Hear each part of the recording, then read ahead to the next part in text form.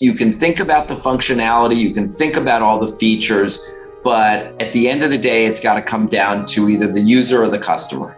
Media, technology, entertainment. One of the world's foremost experts on this topic is Michael Wolff, co-founder and CEO of Activate Consulting. Previously, he was the president and chief operating officer of MTV. We're a management consulting firm. We're focused entirely on 4 industries: technology, internet, media, and entertainment. Michael, you've released a report very recently, during the past week, about this convergence, attention economy or the experience economy, but it's really about how consumers, users relate to technology and media. So tell us about that report and the data. So every year for the last 7 years, we spend the better part of 9 to 10 months creating what we call our technology and media outlook. And it's intended to cover the major topics that we think are important in that moment. We think so. We think not just are important in that moment, what are going to be important for the next year, what's going to be important in 2022, because to a large extent as a firm, we tell everybody who works for us, you have to live in the future. I mean, how else can we help our clients own the future if you don't live in it?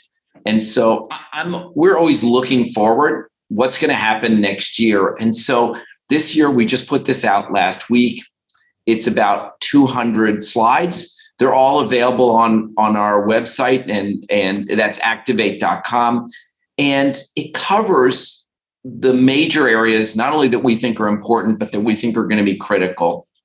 And it begins with the most important person in technology and media, and that's the user. And everything we do as a firm begins that way. In fact, we tell everybody that our North Star is the user. Whenever we get into trouble, when we're looking at a problem we can't solve it, we always go say, like, hey, we broke our own rule. Let's go back to the user and we can solve the problem. What is the nature of the user, or can we say the technology, media, entertainment consumer? You can. And we look at this like the consumer, the customer, the audience, it's all the same, but it's people. And that's the way to look at it. And so much of what we do begins with how are people spending their time and attention? How are they engaging with media, and what's capturing their attention? Who's doing it? Where are they spending it against, whether it's music or it's video or video games? Where are they spending their time and attention, and how? And also, by the way, I should point out, what are they doing at the same time? Because multitasking is a reality. Music, for example, is an ambient medium. You're doing something else when you're listening to music. Many times you're doing something else when you're watching TV. We all know that consumers these days have the attention span of a gnat, basically. What does all of this imply for businesses? So what's going on with these folks, with these consumers, and what does it mean for companies? You're right. Attention is short, but the attention in little bites can still build a billion-dollar business or a multi-billion-dollar business. And so we do see a lot of compression. We see what was historically people watching a full television show now going down to clips of the show. So I can watch, for example, I can watch an entire newscast. I can watch an entire NBC newscast now on YouTube, but I may decide that I want to watch pieces of it. I may want to watch a 3-minute segment of MSNBC. So what's happened is video is getting shorter, and now we end up with TikTok, which the videos are extremely short. The people are watching them, but it captures a lot of their attention. Somebody can spend 20, 25 minutes a day watching TikTok videos. And every technology and media platform has recognized this because all of them are now adding short form video, whether it's Snap or it's Instagram or it's Facebook, YouTube, they're all adding short form video. So this comes down to like, what is it that people are going to spend their time at, and how do they chop up that time? And if we look at the course of a day, you see that the average user is spending 5 hours a day just watching video. Now it's multitask time. So they may be doing something at the same time. They're like watching a movie, but at the same time, they're on their phone with Twitter, or they're using Snap to communicate with friends.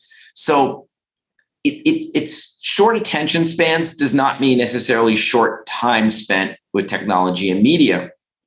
When we consider all of the hours in a day that somebody will spend consuming technology and media, and you look at that from a multitasking time, it's about 13 hours a day. It's literally 13 hours a day. And you begin with, like, as I said, 5 hours a day on video. Videos followed by music and audio. That's followed by video games. Then you get down, this is all on average, and then you get down to areas like web browsing and social and messaging.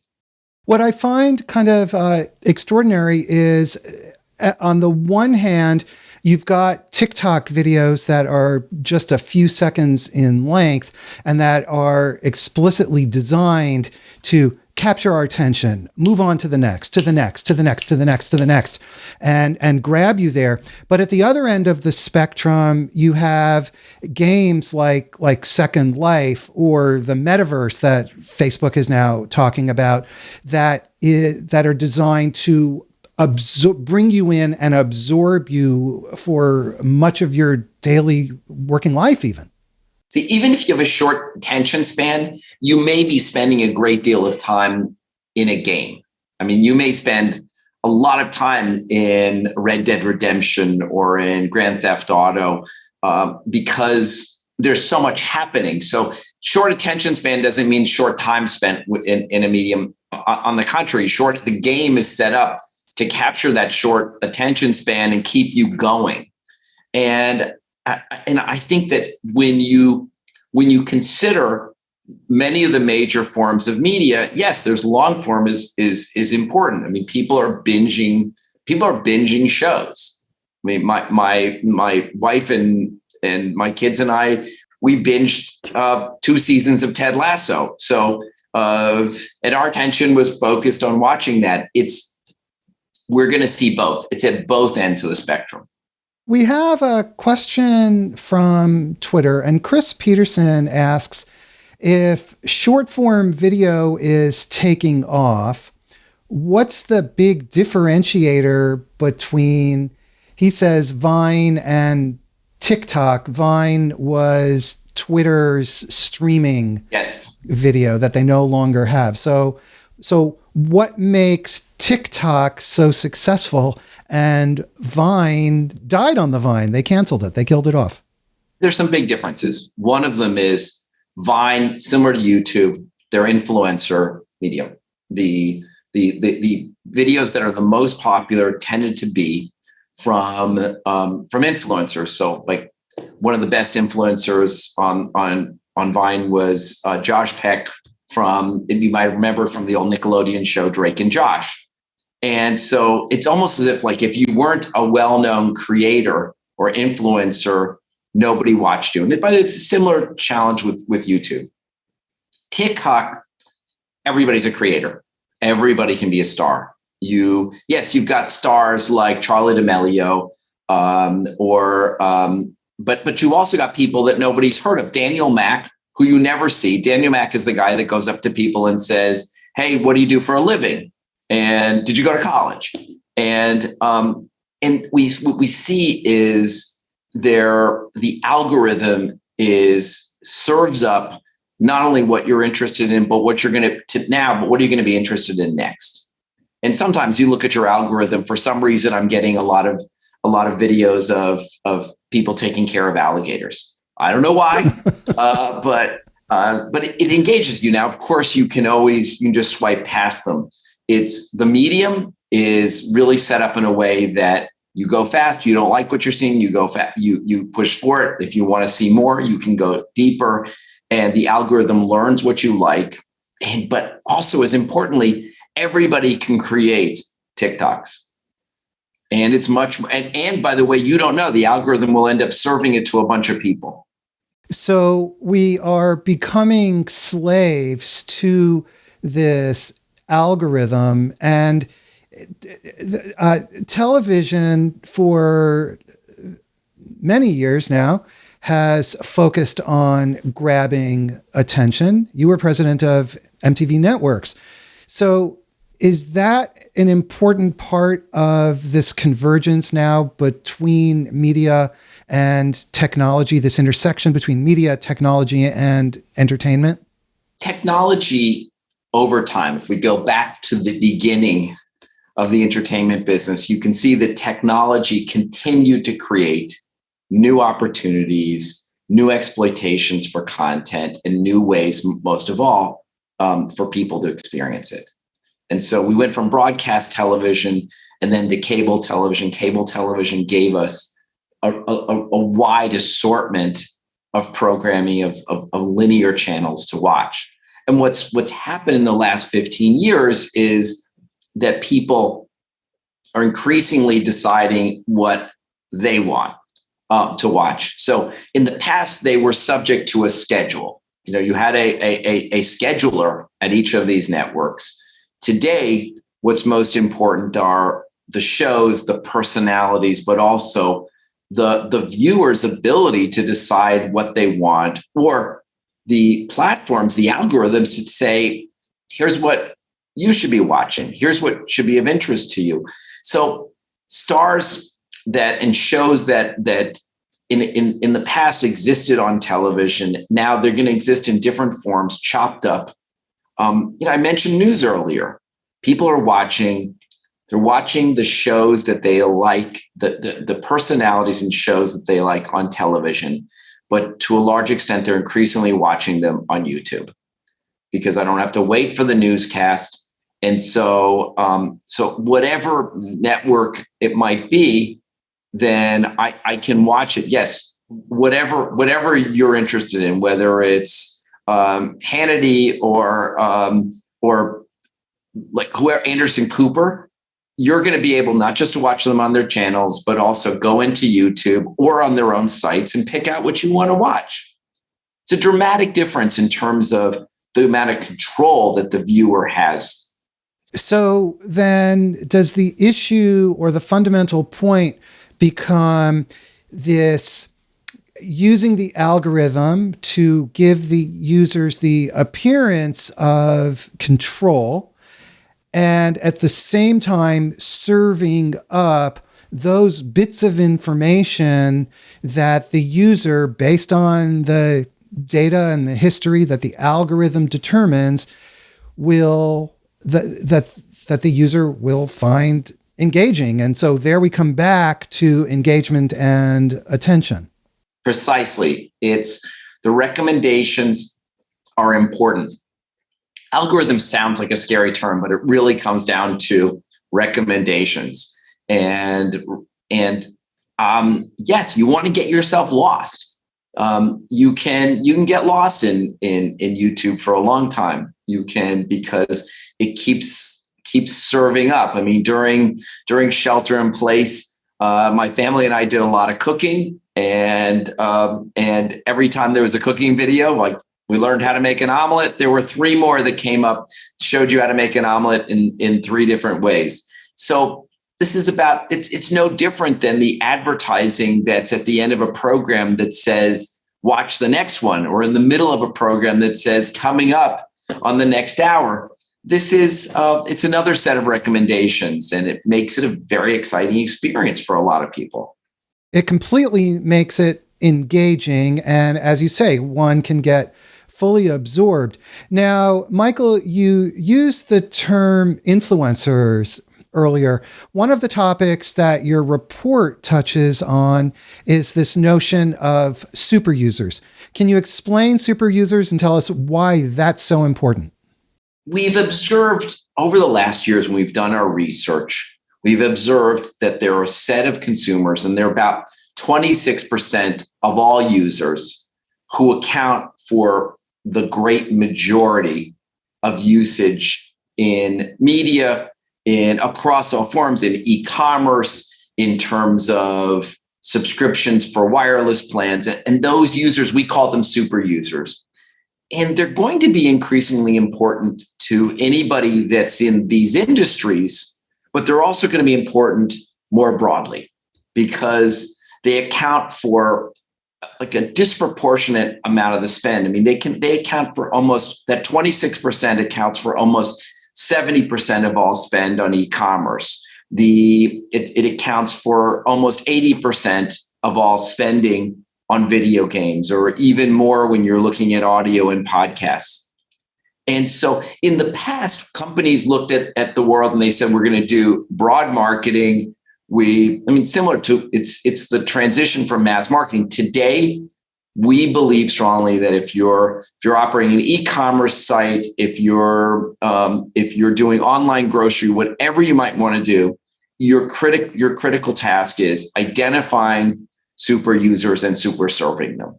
So to give you a sense, the average, again, I showed you before the numbers around average 13 hours a day of multitask media time and attention. If I break this apart for all other users versus super users, all other users, so the 73% of all users, they on average are 10 hours a day of engagement.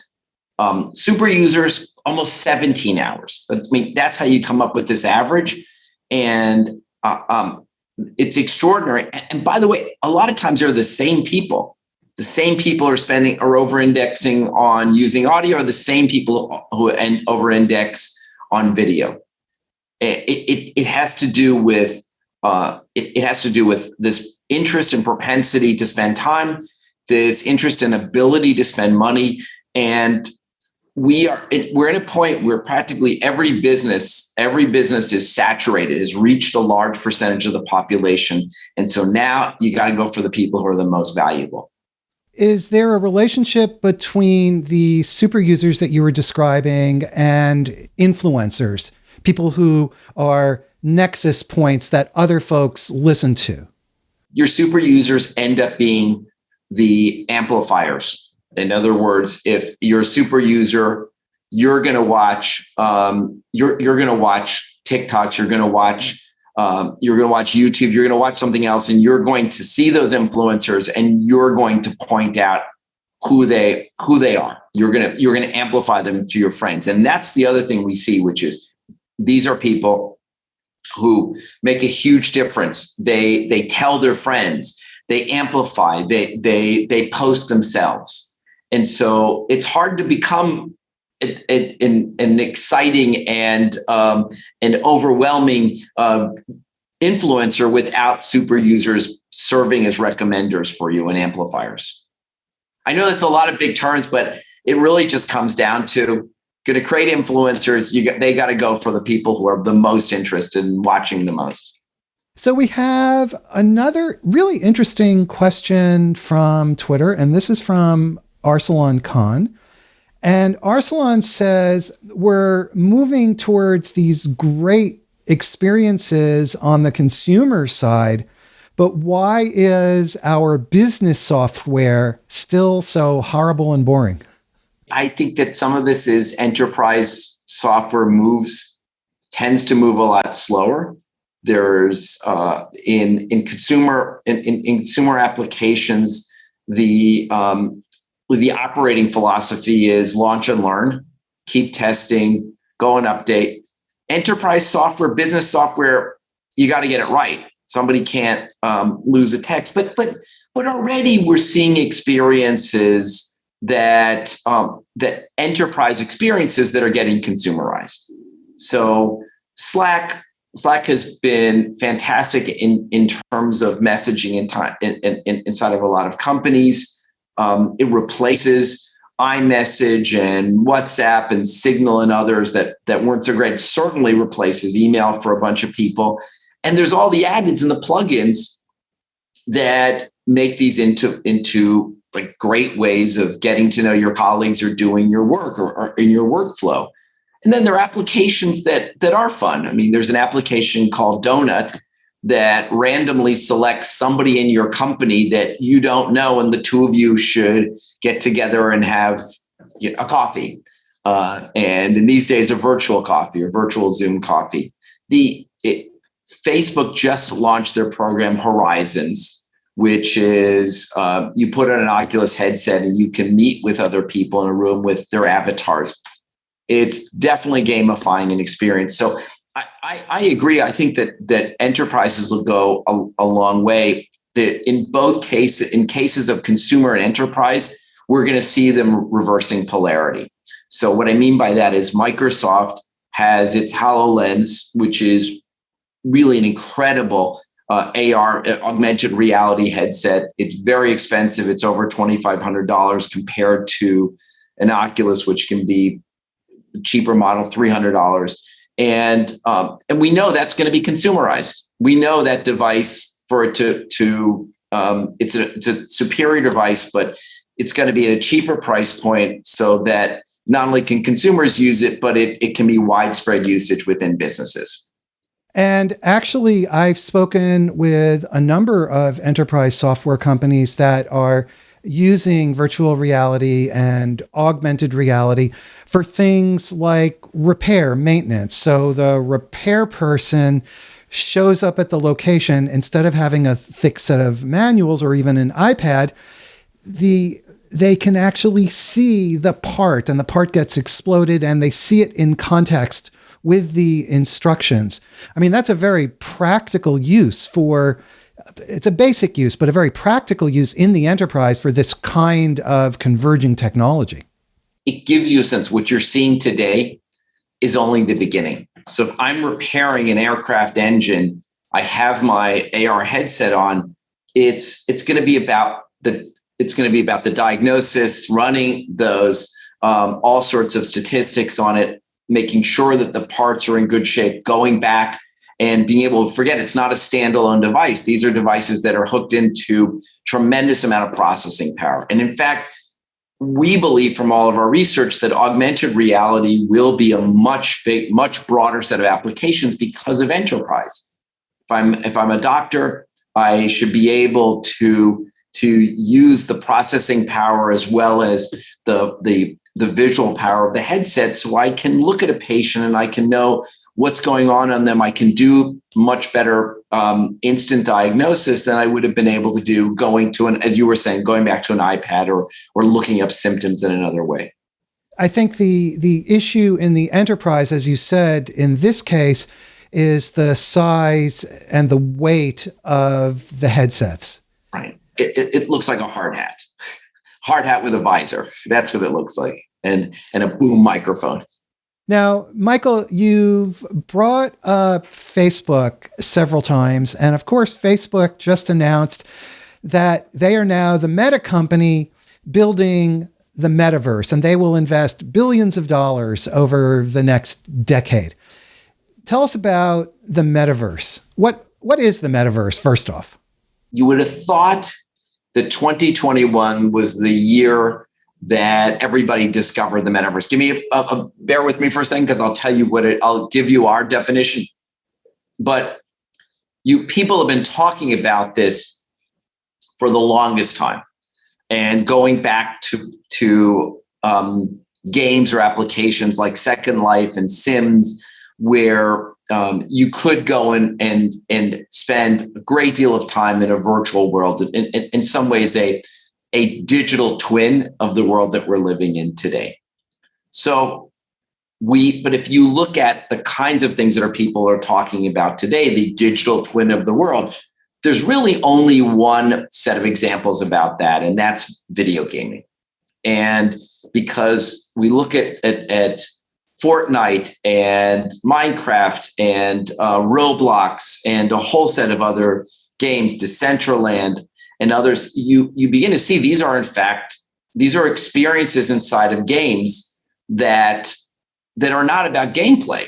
So in NBA 2K 2022, I can do a lot of stuff. I can have coffee with friends. I can shoot hoops. With friends. I can do all sorts of things social, but they don't have to do with playing the game. And so what this really comes down to is we have 60%, so roughly 57% of the United States are gamers. And 60% of those gamers are doing other things inside of games. So they're in Animal Crossing, they're dating. In fact, they're last year we had weddings inside of Animal Crossing. We had earlier this year, Lil Nas X gave a concert inside of Roblox. And so we're going to continue to see these kinds of activities that happen inside of games. And let's talk about what's the metaverse. Metaverse, lots of complicated things out there, definitions. It's really three things.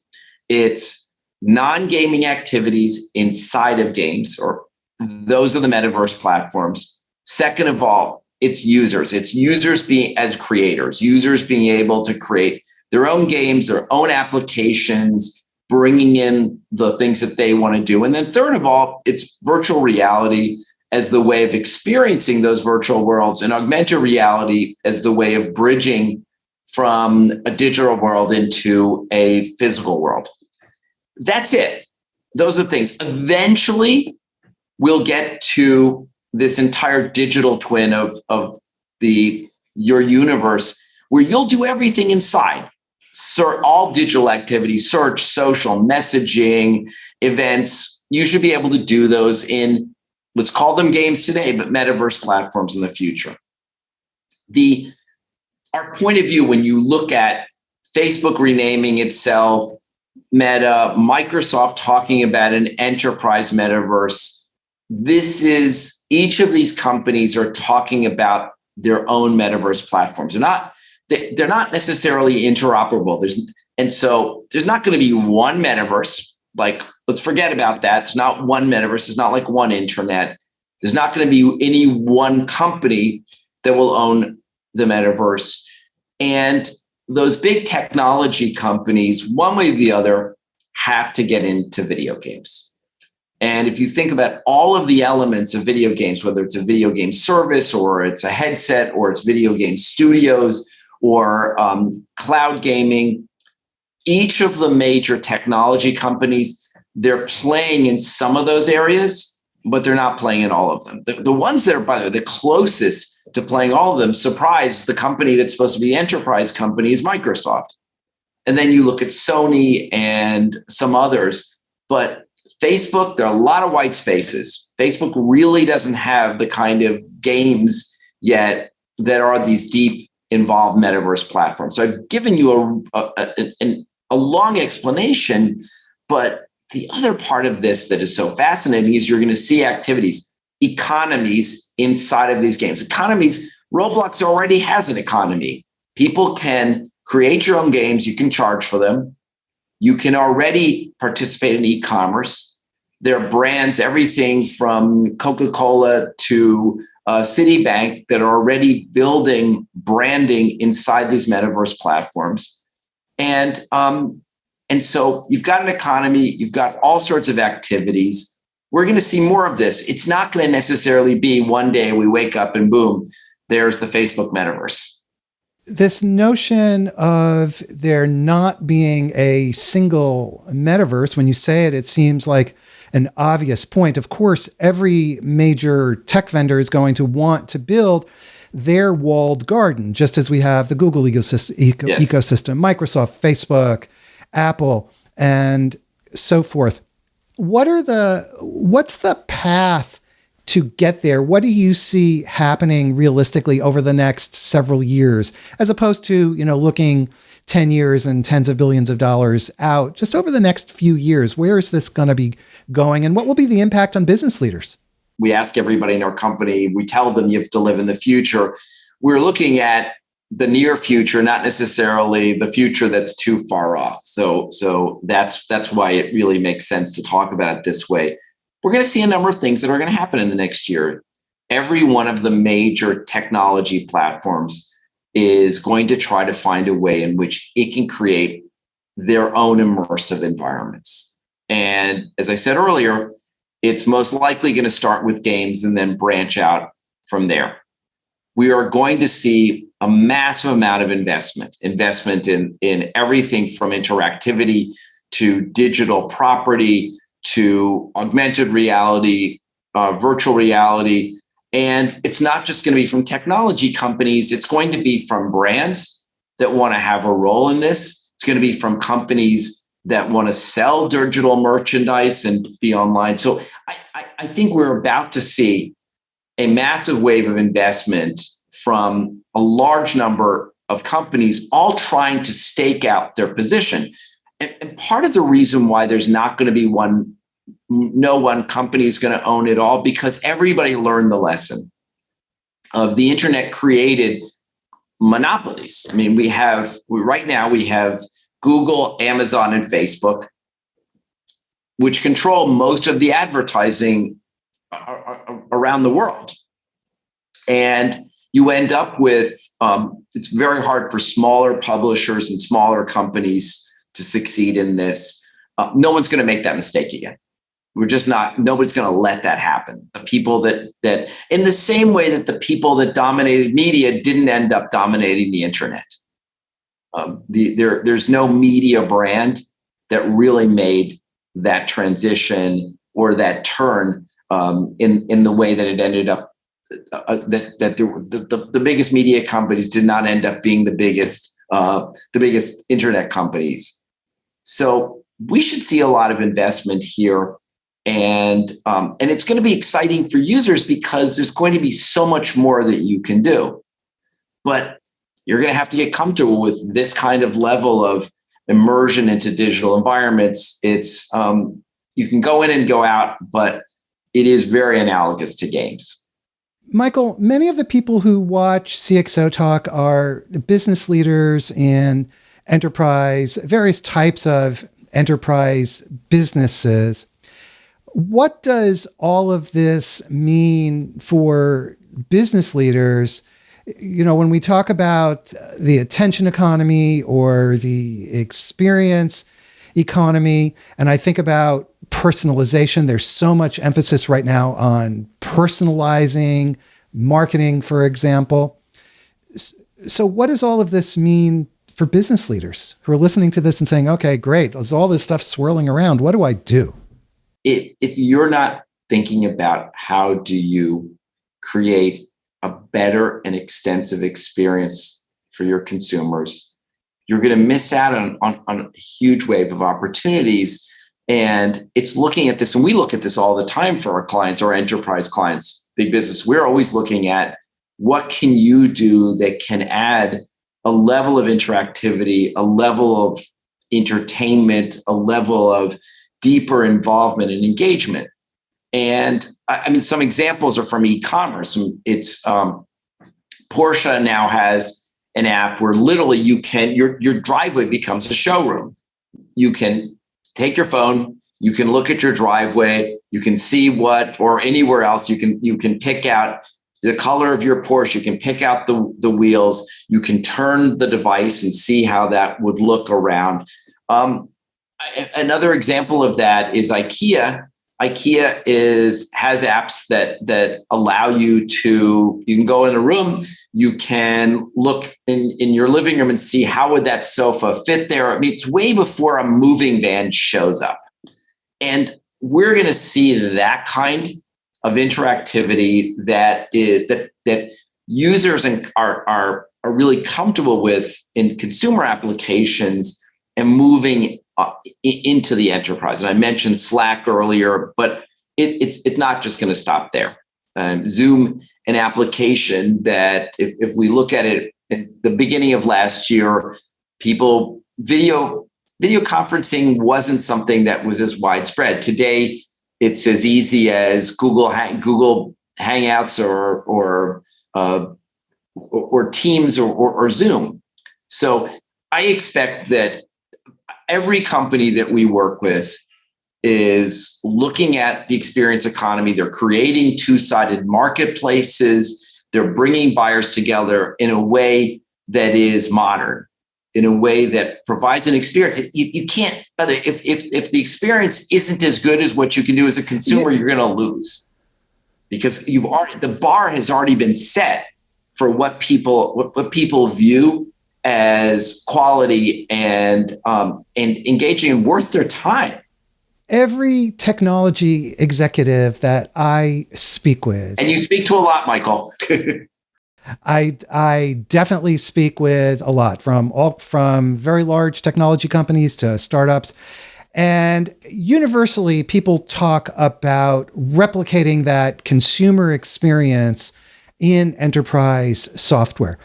It sounds like what you're saying is that technology companies will be forced to put rocket fuel on this trend of making their products more consumer friendly.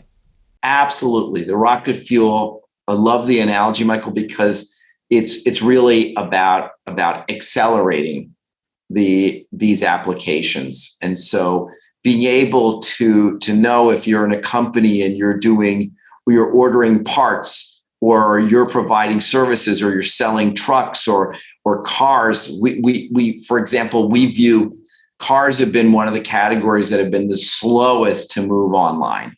So roughly 2% of all vehicles in the United States, and there's about 58 million vehicles that are sold each year. Roughly 2% of them are sold through e-commerce, totally touchless. You go online, you buy it, somebody drops it off.